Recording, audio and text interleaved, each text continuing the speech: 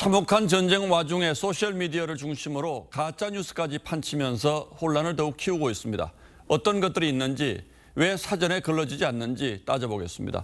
자, 홍영 기자, 온라인으로 생생한 현장 상황들이 많이 올라오는데 이 가운데 가짜뉴스가 적지 않다고요? 네, 하마스의 기습 공격 직후부터 쏟아지기 시작했는데요. 이 아기들이 닭장 같은 데 갇힌 이 틱톡 게시물은 이스라엘은 물론 전 세계의 분노를 샀는데 하지만 이 과거에 찍힌 관계없는 영상으로 밝혀졌습니다. 예. 또 하마스가 이스라엘 장군들을 체포했다는 이 영상도 금세 사실이 아닌 것으로 드러났고 또 이스라엘 전투기가 격추됐다는 이 영상은 비디오 게임으로 연출된 장면으로 드러났습니다. 이 선전에 이용하려고 퍼뜨린 것도 있지만 단순히 조회수를 높이려고 조작하는 경우도 적지 않습니다. 예, 그렇다면 저희 같은 방송사도 조심을 해야 되겠군요. 옛 트위터죠. X에 특히 이런 가짜뉴스들이 많이 유통이 된다면서요? 네, 그렇습니다. 일론 머스크가 인사한 뒤에 정책이 바뀐 탓이 큰데요. 먼저 기존 직원을 80% 가까이 해고하면서 허위 정보를 걸러내는 담당 부서도 대폭 줄였습니다. 머스크는 표현의 자유를 내세우며 가짜뉴스 유포나 혐오 조장으로 퇴출됐던 계정을 대거 복구시켰습니다. 여기에 이 블루체크 표시를 유료화한 것도 가짜 정보 확산을 부추겼다는 분석이 나옵니다. 예, 블루체크라는 건 또 뭡니까? 네, 사회적으로 영향력이 큰 인물의 계정에 본인 확인을 해주는 제도인데요. 머스크는 한 달에 10,000원 정도 내면 붙여주도록 했습니다. 사칭을 해도 알 수가 없는 거죠. 이번 사태와 관련한 가짜 정보도 대부분 블루체크 계정에서 나왔습니다.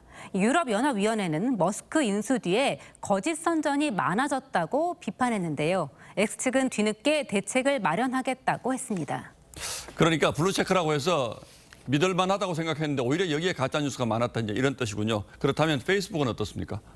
네, 페이스북과 인스타그램을 운영하는 메타는 하마스의 공격 직후부터 아랍어 전문가를 포함해서 24시간 모니터링을 하고 있다고 밝혔습니다. 예. 이 메타는 미 대선 당시의 가짜뉴스 문제로 저커버그가 의회 청문회에 불려가기도 했는데요. 그 뒤로는 언론사와의 제3자 팩트체크를 통하는 등 이 자율 규제를 강화했습니다.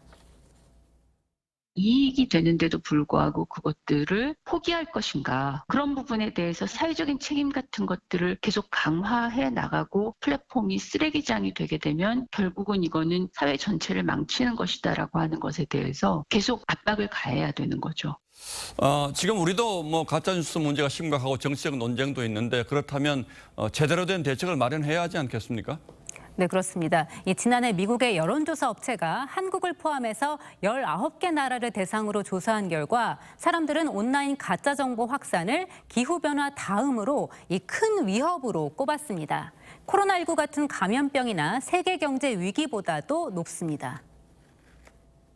통신상에서 이루어지는 정보 유통은 사실상 사후 규제라는 게 의미가 없어요. 플랫폼 사업자들이 직접 모니터를 통해서 실시간 걸러내는 게 필요하고요. 그렇게 걸러내지 못한 부분에 대해서는 팩트 체크를 해야 되죠.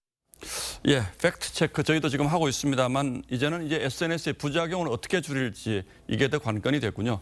예, 홍영 기자 잘 들었습니다.